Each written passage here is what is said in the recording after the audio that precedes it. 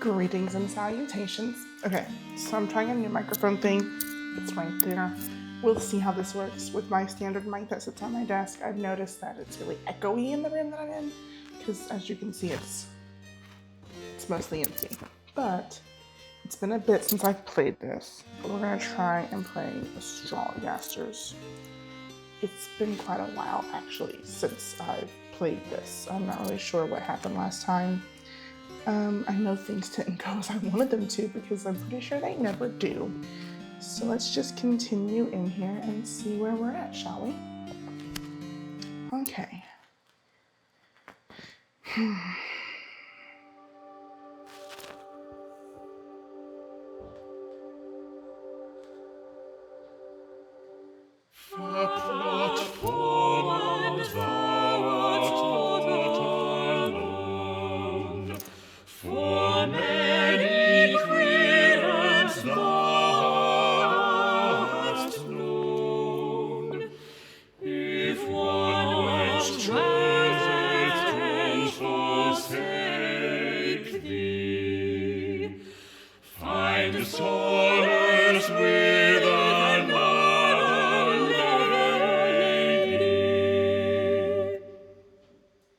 Oh yes, I do remember we were the creeper outside of Lady Allen's home at night.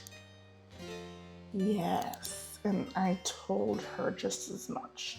Not in the way that I intended for him to tell, but I think it definitely put a damper on their relationship, which was a goal of mine. It's due to the whole her being married thing. It was a bit of a risque relationship. All right, let's see what happens next. William! Ah, there you are. Did Mistress Allen call whilst I was out this day? Nay?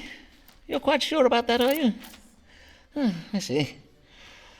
I cannot understand it. Why has Avis not come these past weeks? Does she no longer wish to see me? No, because you're a fool. Like, it was obviously you that was doing the snooping, and my choices were to lie, or to tell the truth, and I chose to tell the truth. Oh, I have to read the stars for this nonsense. Okay.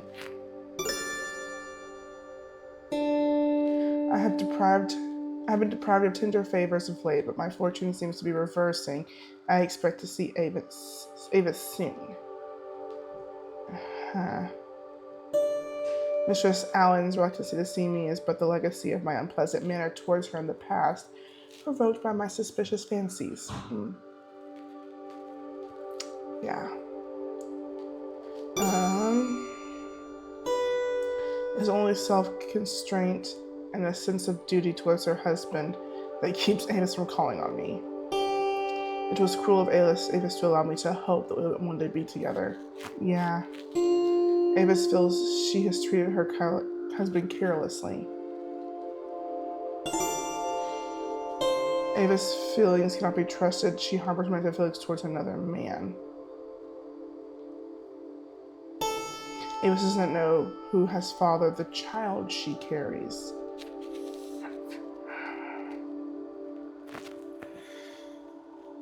I thought we told her she wasn't pregnant, but maybe she is. I could have been wrong. So, it's just going to fix itself. She feels bad for her husband, or she's confused.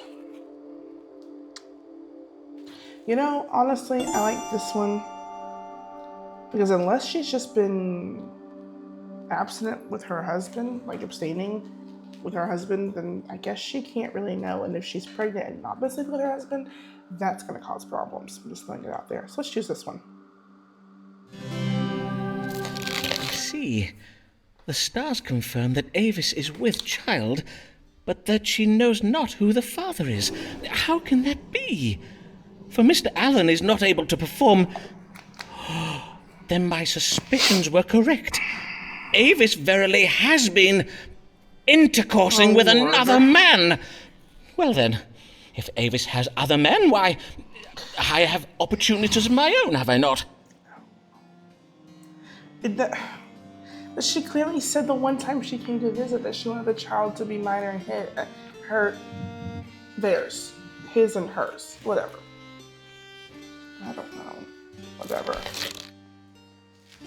I wish to know why Avis Allen no longer comes to see me. I learned that Avis has another lover and she has to bear his child. I just don't think that's true. Oh, Lord. Mayhap my jealous passions had no foundation before, but now they have been scientifically validated. Sir, I must thank you for resolving this misunderstanding betwixt me and my neighbor, Mistress Molly McDoon. You advised me that Saturday morning headaches and churnings were not caused by her witchcraft, but by my consumption of strong drink. You spoke true, and for that I am grateful, although if Molly was not the author of my own suffering, she surely is now. For since we are become friends, we go to the tavern every Friday. Your client, Alice Blagg. I don't know. Oh, I got a letter of recommendation. Eyes are nothing like the sun, if snowy white her breasts are done, and that is a description done, for she is a lady. She's but a lady. Shoo. I'll tell you right now, that's the kind of poetry I wish to be written about me. When I perish, contact these gentlefolk and ask them to write for me a poem, a shanty, I don't know, a haiku, something beautiful like this. Good day, Mistress Lanier. Much time has passed since I last saw you. How do you fare? In truth, not well, Dr. Foreman, not well at all. Then I am full sorry for it, madam. Pray, tell me what manner of ill has befallen you. First, I must beseech your pardon, sir, for methinks Mr. S. may verily be my prowler after all, as you did surmise. Think nothing of it, madam. But what has made you change your mind about him? I have been publicly humiliated. Mr. S. has been circulating a collection of insulting sonnets about an unnamed dark lady, and all of London thinks this dark lady is me. Well, your complexion is rather, that is to I say... am described as having foul breath and black wires for hair, though methinks the very worst line is the one that tells of a gross body rising at the utterance of my name. And I cannot abide illusions, Dr. Foreman. If Mr. S. wishes to reference bodily levitation and other such cheap stage magic, he would do well to leave my name out of it. My interest is in the dramatic arts, not fairground attractions. I am not sure that is quite his meaning. Dr. Foreman, you know of Mr. William Shakespeare, then? Do not tell me you have read the sonnets. Well, I own that I have. But as you did remark, madam, all of London has read them. Oh, well, I am undone. My professional reputation is now utterly spoiled, for now the whole world will look upon me as naught but Mr. Shakespeare's fancy wench. No longer will they judge me on my own merits. Let us hope it is not as grave as that, madam. Have you discoursed upon the matter with him? Nay, I dare not confront him about it. For we are almost at an end with our work on a play, and I dare not risk it not being staged. Then let us see what the stars advise. What may Mistress Lanier do to restore her professional reputation? Yeah, I saw that coming.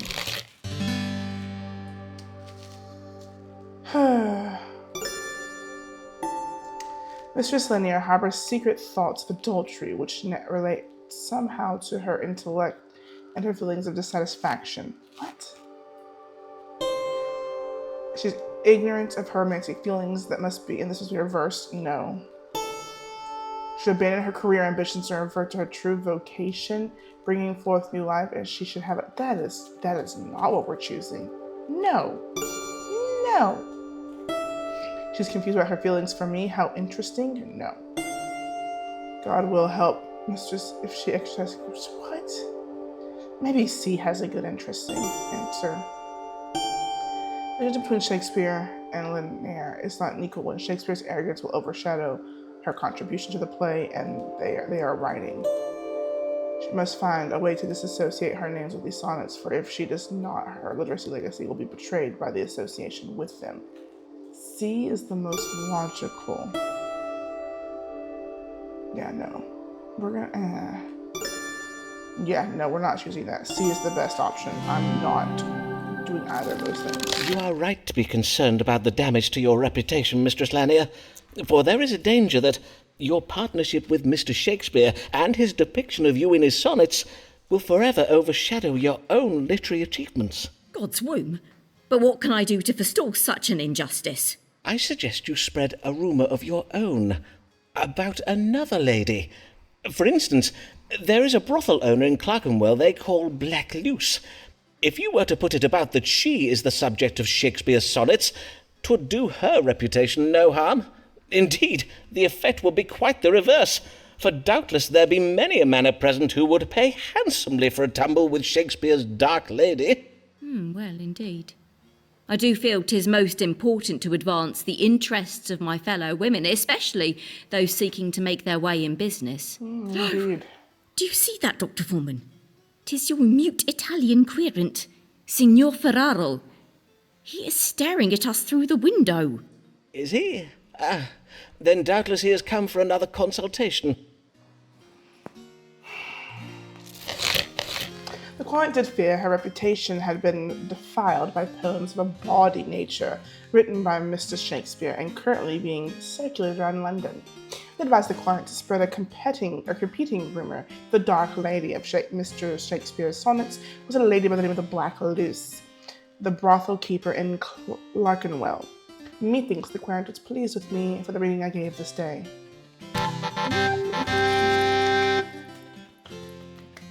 I got a letter, guys.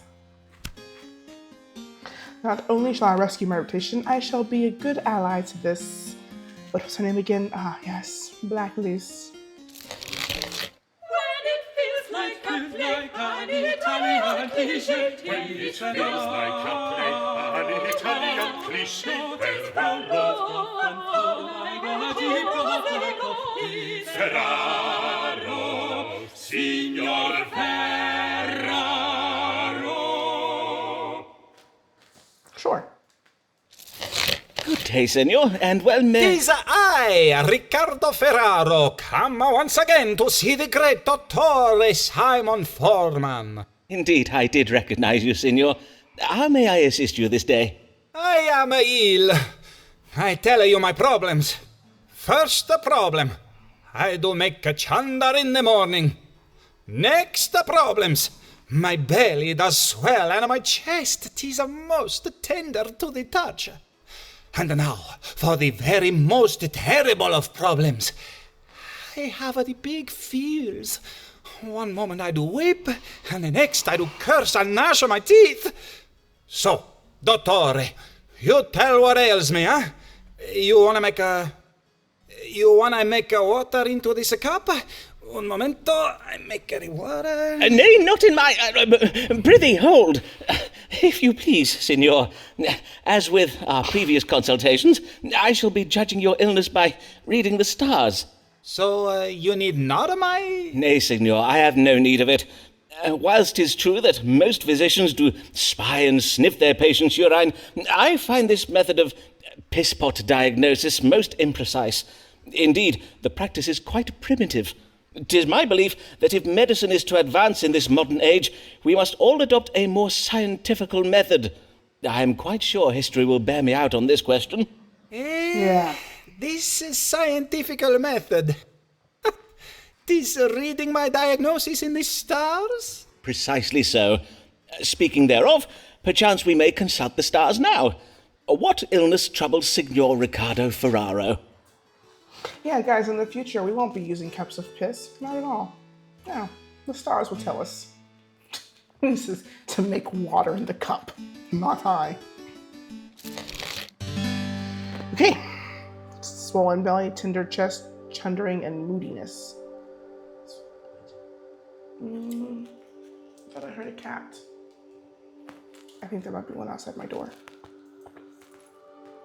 I don't know. Apoplexy, a condition of the brain provoked by a sudden fit. It affects sensory perception and causes swollen neck, veins, memory loss, and gnashing of teeth. Chat about which. Worse before it gets better. Awesome. Matter of in the breast, which got to corrupt. No. Is with child. What?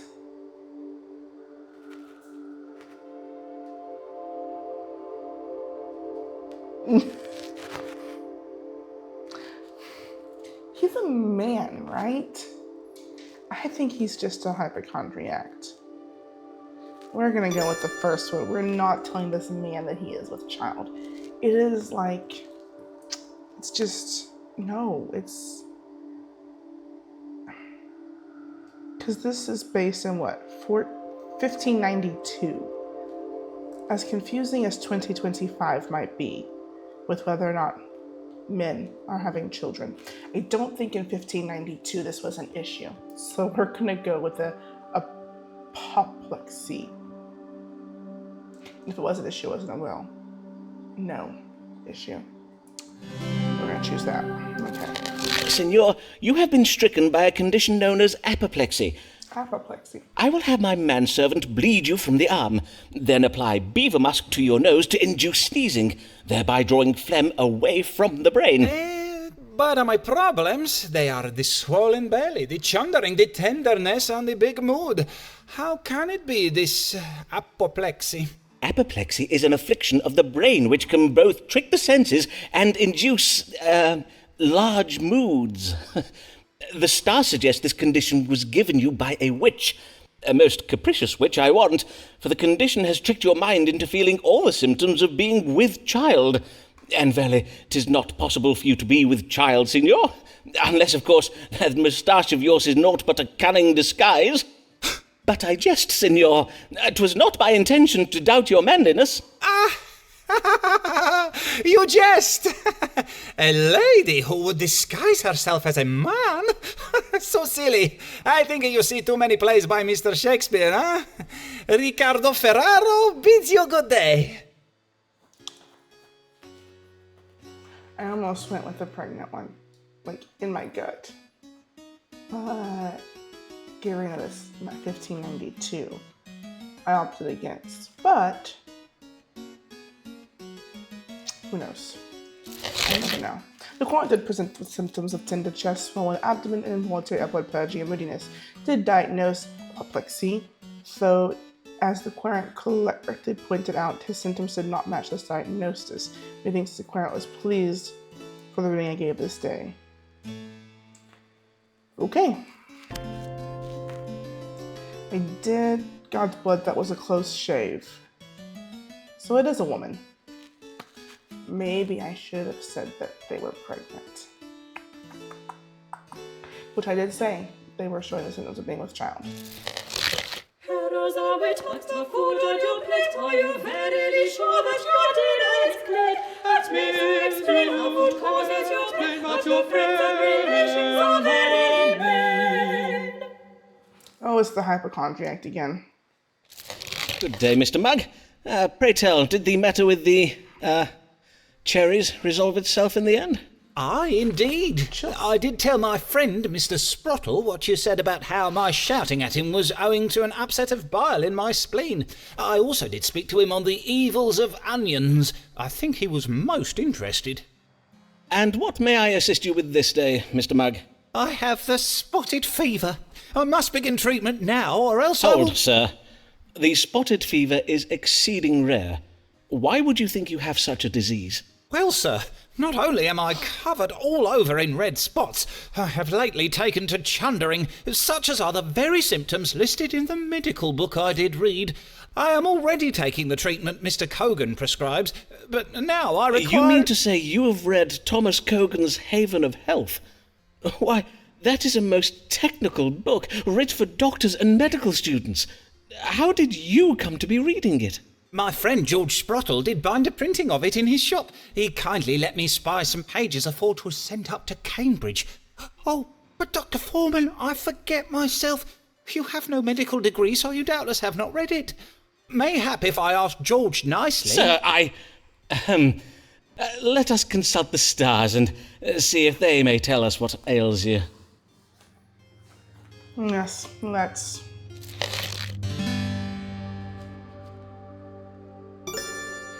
Hypochondria. Yeah. Induced by the appearance of the benign pimples on the privy member. Evil digestion, imbalance of yellow cholera, spotted fever, chronic but intermittent.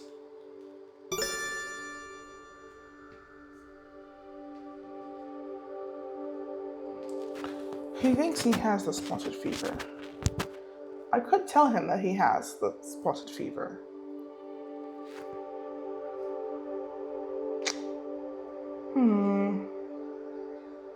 Spotted fever or hypochondria? We're going to go with hypochondria. The spots on your privy member suggest a mild venereal disease. Such pustules can appear so foul in appearance as to induce involuntary upward purging, as is the case here. It's also indicated that you suffer from hypochondria. Dr. Foreman, did you not hear me? I said nothing of spots being on my yardle. On my word, I know not why folk even bother with doctors. Not now we have books to consult. One thing more, if you please, Dr. Foreman, for I feel I must give ye warning. A great storm is coming. I feel it in my bones, and my bones do always speak true. You would do well to bide indoors at the first sign of wind and rain. God keep ye well, Dr. Foreman. Oh well, we'll see if he comes back or not. According to the present spots in the military, a purging I did. Diagnosis of blah blah blah. The querent departed before I could prescribe treatment. He thinks he could get ill. He will return. Now that common folk know how to read, we shall soon have no more need of doctors. Okay. Almighty God, guide servant Thomas Black, reach forth thy gracious hand, and slap sense into him. Good morrow, Dean Blagg. Oh, How that's fare loud. you this day? Well, Dr. Foreman, I must own that I do not fare well, for my recent investments have left me in a rather vexing financial position. Verily, that is ill to hear. Aye, Sir Walter Raleigh's quest for El Dorado failed most woefully, just as you predicted.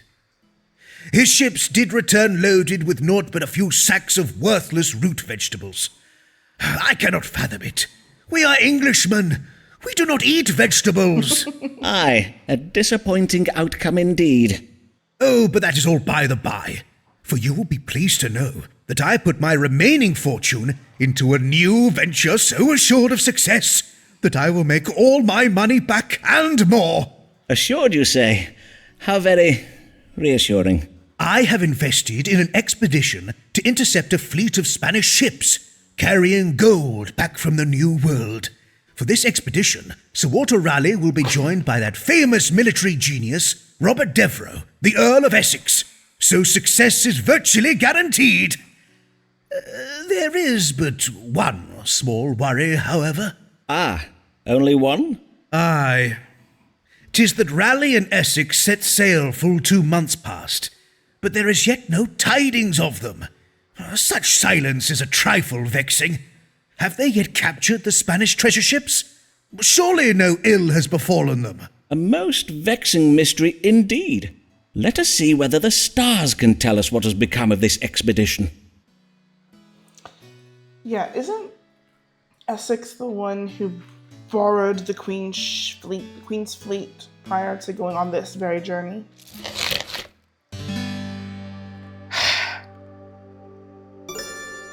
Okay. Angels will vest their blessing upon Blag. You must be patient. Blag is a lazy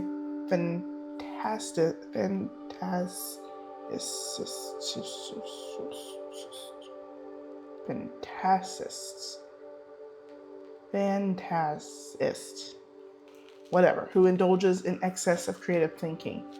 I like this answer a lot. A violent battle is being waged in foreign clime. God has granted Blag a good intuition. The moon shines its benevolent light upon the Blag family fortune. The expedition has been endangered by secret information from an untrustworthy authority. How very dare the stars throw shade upon my honor thus? My skill in reading navigational coordinates in the stars is impeccable.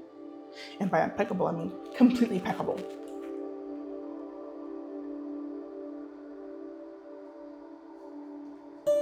Blag has been careless with his financial legacy. Raleigh and Essex are selling their ships the wrong direction and will suffer a reversal of fortune.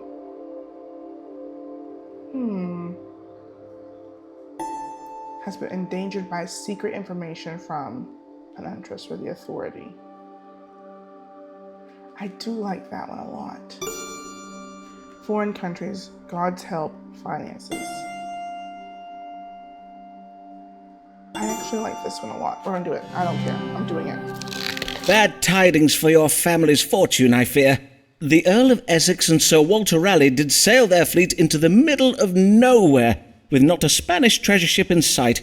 It would seem their geographical information was at fault, having been obtained from a most unreliable and untrustworthy authority. Truly?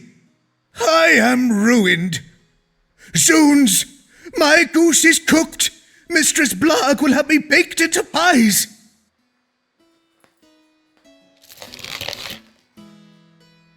The Court did wish to know whether his investment in an expedition to capture Spanish gold would pay off. I did advise the Court the expedition is a failure. Methinks the Court took ill of my advice.